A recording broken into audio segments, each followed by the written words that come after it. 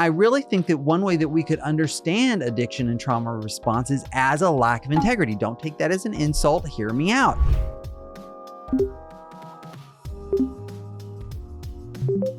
Integrity is from a Latin word that literally means wholeness or unity. Like in math, an integer is a whole number, okay? One of the few things from math I remember. Integrity, very literally, what we mean by integrity is wholeness, a state of being undivided. There's alignment, there's congruence. There's lots of words I could have put there in that bullet point, but wanted to keep the slide not too cluttered. Addiction and trauma can both be seen as a lack of integrity. They're both driven by disintegrated, dissociated neural networks. So in addiction, one way that we see that is that the dopaminergic reward networks are disintegrated from the cortical functions that are related to values and decision making. There's, in a very literal sort of way, a hijacked reward system in the brain, so that the part of the brain up here that should be putting the brakes on with some of these impulses is left out, dissociated. It's not integrated into that process. In trauma, the prefrontal cortex, the limbic system, the brain stem are fragmented into these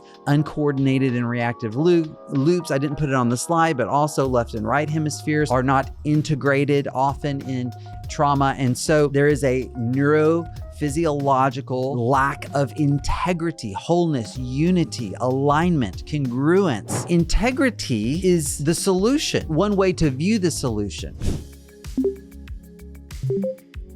One way that many people try to get at addiction recovery is through willpower and through these cognitive strategies. But what we recognize in the integrity-driven recovery model is that addiction is a comprehensive disorder. In recovery, we need to regulate the body, we need to reshape emotional patterns, and we need to align actions with core values to prevent relapse into self-destruction. Integrity is not about perfection. Let's define our terms a little bit here. It's about wholeness, and there is a big difference. People recovering from addiction often struggle with perfectionism. Once I get my life fixed, once I deal with my addiction, then I'll go try to restore my relationships. Once I deal with my addiction, then I'll go break out of these other unhealthy patterns. Or this thought, because I messed up on this, because I fell short on that, because I'm not perfect in this way, therefore I'm bad. And if I'm bad, I might as well go ahead and just XYZ. But true integrity is not about perfection. It's not about being flawless. It's about being whole. Part of being whole is owning the part of us that is imperfect. And I've got news for you. You're imperfect. I'm imperfect. The reality is every human is imperfect. And I cannot be in integrity if I do not embrace, accept my imperfection. I cannot heal what I do not own. If I try to separate myself from my flaws, from my imperfections, from my struggles, I cannot do healing work there. The more you deny, hide, or suppress parts of yourself, the more fractured you become. I am becoming a more fractured self.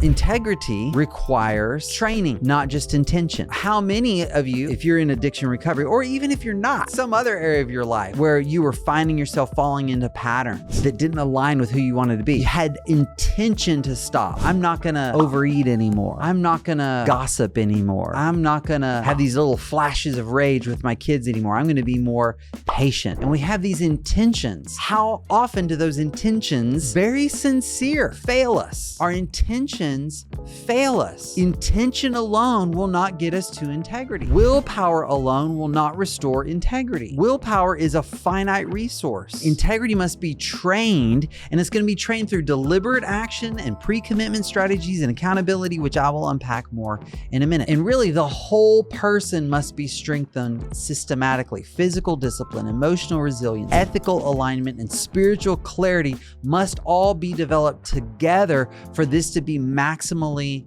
effective. If you're trying to be radically honest in your addiction recovery, but you're not applying the same standards, say, at work, you will struggle to be rigorously honest over here. If you're saying, okay, I won't lie to my wife about sexual acting out and sexual integrity issues, I may still lie to her about how long my meeting lasted. Guess what? It's going to affect your commitment over here, your intention over here. This is a whole person issue.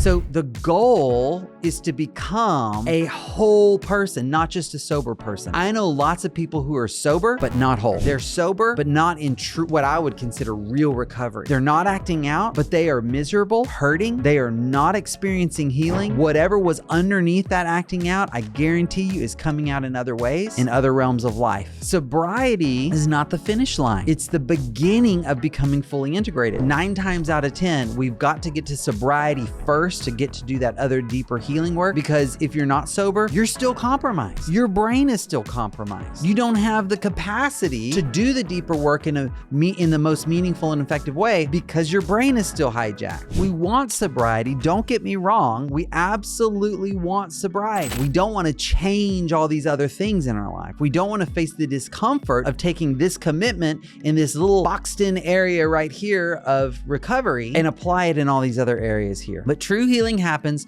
when your thoughts, actions, relationships, and purpose all reinforce each other instead of working against each other. If you don't have alignment in all these different dimensions or orders, I'm going to use the term order, which I'll unpack in a little bit, that alignment across these different orders of your life, you're fighting against yourself.